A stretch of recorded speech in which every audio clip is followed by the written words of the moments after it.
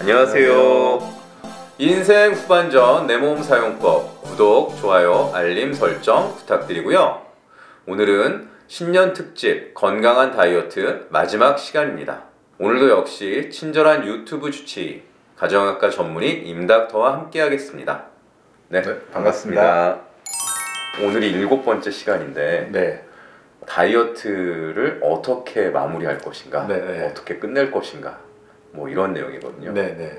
사실은 이제 다이어트라는 게 이제 목표한 체중이나 뭐 체지방률 이런 게 있을 텐데 네. 또 언제까지 다이어트를 할 거냐, 네. 그 고민이 들거든요. 네. 왜냐하면 또 다이어트를 중단하면 다시 또 살이 찌는 거 아닐까 이런 걱정도 들고, 그쵸. 또 요요라고 흔히 표현하는 것도 있잖아요. 네. 그래서 어떻게 해야 되는지. 보통 통상적으로 권하는 거는 이제 그 체중의 한 5 내지 10%를 감량하는 게 좋고, 되게 한두 달 정도를 체중 감량기로 보고, 그 이후에 또 이제 그걸 유지를 최소 3개월 이상을 하는 것이 체질을 아예 전환시킬 수 있는 방법이다, 이렇게 얘기를 하거든요. 네. 그러면 이제 한 2달 동안 식사량을 줄여서 체중을 줄이는 것도 중요하지만 그 이후에 한 3, 4개월 동안 유지하는 거, 이게 참 쉽지 않겠다는 생각이 어느 정도 드네요. 이제 뭐 한 달에서 2달 정도 체중 감량을 해오셨고, 그 다음에 목표했던 5 내지 10% 체중 감량을 하셨다면, 그러면 이제 체중 유지로 가시는 게 좋을 것 같습니다. 네. 그러면 유지할 때는 먹는 양을 늘려도 되는 건가요? 당연히 늘려야 이제 유지가 되는 거죠. 그러면 이제 유지할 때 그런 중요한 게 뭐냐, 그래서 시기를 늘릴 수 있다고 봐요. 식사량을? 네, 늘릴 수 있는데, 제가 권하는 것은 그러면 좋게 늘리자는 거죠. 네, 좋게 늘리는 게 뭐겠어요? 그럼 제일 첫 번째 생각하시는 것은 단백질을 늘리는 것도 방법으로 택하자는 거죠. 네. 그러니까 밥 양을 늘리는 것보다는. 네, 그래서 저희 경우에는 예를 들면 간헐적으로 아침 점심을 먹었잖아요. 네. 아침 점심은 그대로 먹고 저녁을 늘렸는데, 저녁을 이제 단백질과 채소. 네, 이렇게 해서 한 끼를 먹은 거예요. 시기를 늘리면 체중이 또 어떤 변화일까? 그러니까 요요 현상 많이 얘기잖아요. 네. 그래서 체중이 확 늘지 않을까? 그래서 한번 간식도 좀 먹어봤어요. 네. 그리고 뭐 술도 안 먹다가 집에서 어느 날 이제 맥주도 한 캔 마시고, 네, 밤 한 9시쯤에 한 캔도 마셔보고, 이렇게 좀 해봤거든요. 그러니까 결과는 어땠나요? 결과적으로 말씀드린다면 생각보다 체중이 안 늘었어요. 네. 그리고 오히려 그때 제가 알 게 수면이 더 중요하더라고요. 네. 그래서 조금 식사량을 좀 늘렸지만 수면을 충분히 한 날 다음 날의 체중은 어떤 경우는 빠지기도 했어요. 왜냐하면 그 늘린 게 제가 탄수화물을 늘린 게 아니었잖아요. 네. 그런데 뭐 저녁에 예를 들어 다른 것도 아무것도 안 먹고 그냥 단백질하고 샐러드만 먹었는데, 뭐 새벽 한두 시에 좀 자는 일이 있다, 뭐 신경 쓰는 일이 있어서, 그럼 다음날 일어나 보면 몸도 부은 게 좀 느껴지고 무겁고 좀 다르더라고요. 오히려 그래서 수면이 체중에 정말 영향을 많이 주는구나를 체중 감량기에도 느꼈지만 그 이후에도 오히려 더 많이 이제 느끼는 편입니다. 그래서 식사량을 늘리는데 단백질과 그 다음에 좋은 그러니까 몸에 좋은 것을 늘리는 방향으로 늘리면 좋을 것 같고, 그렇다고 해서 막 과식은 아닌 것 같아요. 예, 그리고 뭐 중간에 간식을 많이 먹고 이렇게는 아닌 거고요. 예, 그래서 자기가 체중을 매일 보면서 적절하게 이 정도 먹으면 내가 생활을 유지하고 운동을 하고 이런데 전혀 문제가 없겠다 정도까지만 늘려가면 될 것 같고요. 그 다음 유지기에 중요한 거는 운동량을 좀 늘려야 되는데, 물론 여러 운동도 있지만 중저강도 운동을 꼭 늘리셔야겠다는 생각이 들어요. 중저강도? 네. 그래서 사실은 이제 체중 감량을 위해서 가장 권하는 게 중저강도 운동이거든요. 흔히 말하는 유산소 운동이죠. 이유는 이 유산소 운동이 이제 지방을 태우는 운동이다, 많이 이렇게 알려져 있을 거예요. 이게 우리가 운동을 하게 되면 처음에는 포도당을 소비하지만 그 다음에 일정 정도 강도의 운동을 지속적으로 하게 되면 몸의 대사가 에너지원을 지방으로 다 바뀌어져요. 근데 그럼 고강도 운동은 좀 뭐가 다르냐? 고강도 운동을 많이 하게 되면 피로 물질인 젖산이 축적되거든요. 우리가 운동하다고 많이 하면은 어떻게 돼요? 힘들어서 못 하잖아요. 근육에 피로가 생기기 때문에 못 하거든요. 그래서 고강도 운동을 통해서는 유지가 어려운 거예요. 그러니까 몸의 지방을 통해서 그러니까 에너지원이 다 소비되는 운동을 하기 위해서는 중저강도 운동을 일정 시간 이상 한 30분 이상 길게 해야만 그게 유지가 되거든요. 제가 이렇게 유지기에 선택한 방법은 운동량을 늘리고 특히나 중저강도 운동량을 늘려서 저는 사실 체중 감량기에는 근력 운동이 좀 더 위주였어요. 근데 체중 유지기에는 근력 운동은 그냥 그대로 하는데 이제 식사 후에 아파트 단지를 한 30분 정도 걸었죠. 시기를 늘렸으니까 그만큼 운동을 늘리면 유지가 될 거 아니에요. 그렇죠. 네네. 그래서 그러면 어느 정도를 해야 되느냐? 결국은 그거는 아침에 체중 재보면 알죠. 몸무게가 좀 늘었다 싶으면 조금 이제 운동을 더 한다든지. 그러니까 단순하게 보면은 식사 시기와 그 다음에 운동과이지만 더 나아가서는 아까 말했던 수면이라든가 다른 여러 가지 습관으로 해서 체중이 늘었으면은 내가 어떻게 하는 게 체중이 늘더라. 어떻게 하니까 체중 유지했더라. 이거를 이제 본인이 터득할 수 있는 본인의 노하우가 생기실 것 같아요.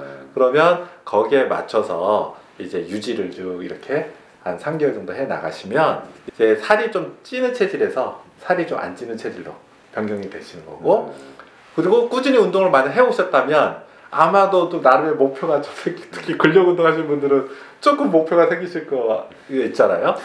그 목표를 위해서 좀 더 노력하시면 결과적으로 운동량을 늘리는 거가 되니까 체중을 유지하시는 데 도움이 되실 것 같습니다. 그런데 이제 또 다이어트 하면 연관 검색어가 다이어트 요요 이렇게 나오거든요. 이제 원래 몸무게로 다시 돌아가는 현상 이런 게 있는데 그런 분들은 왜 그런 건가요?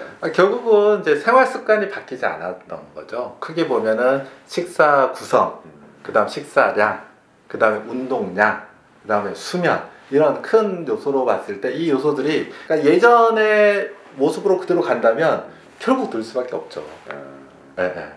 그리고 이게 사람마다 체질이라는 요소가 있잖아요. 그러니까 뭐 같은 양을 먹어도 살이 찌는 정도가 다르다 이런 표현들이 나오잖아요. 옆 사람 기준으로 생각하면 안 돼요. 자기 기준으로 자기 기준으로. 그래서 예를 들어 저희 경우에는 이렇게 했더니 살이 뭐 한 달에 한 5kg 빠졌단 말이에요. 그렇다고 해서 이걸 보시는 분이 똑같이 했다고 5kg 빠지자 그렇지 않습니다. 어떤 분은 3kg 빠질 수도 있고 어떤 분은 더 빠질 수도 있는 거죠. 그래서 본인 위주로 이렇게 식사하고 이렇게 운동하고 내가 생활 습관을 이렇게 했더니 유지되더라, 늘더라, 체중이 줄더라 이걸 기준으로 해서 지표로 삼아서 수정하는 거죠. 체중이 는다면 식사량 늘었던 것을 조금 줄여야겠다. 운동을 좀 늘려야겠다. 이렇게 가셔야 되는 거죠. 자, 그러면은 그 이전으로 돌아가는 거는 이제 빠이빠이예요, 완전히. 근데 또 이 유지기가 3, 4개월이라고 그랬잖아요. 그 3, 4개월 후에는 또 어떻게 해야 됩니까? 이제는 그때는 본인이 원하는 거에 따라 다른 거겠죠. 저는 일단 과체중인 분을 되게 예를 들면 체중 감량이 한 5내지 10%를 줄였으면 정상 체중이 되거나 아니면 정상 체중보다 조금 높은 체중 정도, 과체중 초반 정도 이렇게 됐을 가능성이 있어요. 그러면 그 상태에서 내가 건강을 위해서 좀 더 정상 체중으로 만들겠다 이렇게 생각하시는 분은 다시 한번 체중 감량을 시도해 볼 수가 있겠죠. 그런데 뭐 여기서 더 내가 체중 감량을 할 필요가 있겠냐 이런 판단을 할 수도 있는 거잖아요. 이후는 결국 체중 관리의 문제라고 봐요. 근데 이 3개월 동안 이렇게 유지해 주신 분은 이미 본인만의 체중 관리법을 터득하신 분이라고 생각합니다. 저는 그 다음부터 권하는 방식은 식사량을 줄이는 방식보다는 운동량을 늘리는 방식으로 좀 체중 관리를 하는 것을 좀 더 권하는 거죠. 유지 단계에서는. 유지 단계 그리고 이후에는. 그건 왜냐하면 몸에 좋잖아요. 그게. 그렇죠. 여러 가지 단지 체중뿐만 아니라 근육량도 늘리고 여러 가지 신체 기능도 늘리는 거기 때문에 굉장히 좋은 방식이고 그리고 유지하는데 제일 중요한 건 근력 운동도 중요하지만 중저강도 운동, 유산소 운동을 좀 더 다른 여러 가지 방식으로 시도해 볼 수 있는 거거든요. 뭐 모래 주머니를 찬다던가, 아니면은 이제 걷는 시간을 좀 더 늘린다던가, 속도를 좀 더 늘린다던가, 뭐 자전거 타기 하셨던 분은 시간을 좀 늘린다던가, 또 강도를 좀 더 늘린다던가. 그러니까 근력이 좋아지면 똑같은 강도의 운동을 하는 게 예전에 중강도 운동인데 본인한테 저강도 운동이 돼요. 그럴 수 있겠네요. 그런 방식으로 이제 조절을 하시면서 자기의 본인의 체중을 유지하는 이런 방식으로 가는 게 훨씬 더 좋은 방법이 아닐까 이렇게 좀 생각이 듭니다. 과체중이셨던 분이 체중이 줄어들면서 네. 적정 체중이 되면 몸 상태도 좋아지고 몸이 가벼워지잖아요. 네네. 그 전부 다 삶의 질이 많이 올라갈 것 같아요. 네네. 그리고 식사량을 그렇게 그 상태로 더 늘리지 않는다면 중저강도 운동을 지속적으로 하잖아요. 네. 그러면 체중은 서서히 빠집니다. 네. 속도가 문제죠. 네. 네. 우리가 속도가 필요해서 이제 체중 감량기를 설정해서 식사량 조정을 좀 한 거고요. 그래서 꾸준히 운동하면 그렇게 체중 관리 될 것 같고, 그렇게 해서 어느 정도 정상 체중 범위에 왔다 그러면 길게 이제 보는 거죠. 그래서 한 1년 단위로 봤을 때 본인의 체중이 좀 더 늘은 것 같다면 한두 달 정도는 다시 한번 체중 감량을 아주 할 때처럼은 아니지만 좀 더 집중적으로 식사량을 어느 정도 좀 이제 조절을 해서 최소한 간식을 안 먹는다던가 이런 식으로 조절을 하고, 만약 이제 저 같은 경우는 어떤 생각을 하냐면, 만약 올 연말쯤에 좀 봐서 몸이 또 안 좋다면 두 달까지는 아니라 한 달이라도 간헐적 단식을 좀 더 좀 강도는 낮추지만 하면서 제 몸을 좀 유지하려고 하거든요. 그래서 그런 방식으로 운동량도 늘리고 필요하다면 1년에 뭐 한두 달 정도를 무리하지 않는 식사량 조절을 통해서 유지하는 이런 방식으로 하는 것이 좀 더 좋지 않을까 이렇게 좀 추천을 드립니다. 알겠습니다. 네, 오늘은 친절한 가정의학과 전문의 임닥터와 함께 다이어트의 끝은 어디인지, 다이어트 성공한 후에 체중을 유지하는 방법에 대해서 살펴봤는데요. 사실 끝이 없을 것 같고 이 체중을 감량하고 유지하는 어떤 삶의 패턴이 변화해야 되는 거니까 이 변화된 삶을 계속 유지하는 게 결국은 답이 아닐까. 그리고 또 중요한 거는 우리가 자기 몸을 알아야 되는 거잖아요. 본인이 이제 식사하고 활동하고 했을 때에 내 체중이 어떻게 유지되더라 이런 거를 본인이 안다면 그 다음에 슬기롭게 잘 유지해 나갈 수 있을 거라고 저는 생각합니다. 네, 나의 몸을 아는 것, 이것이 역시 또 다이어트에서도 중요하다는 거.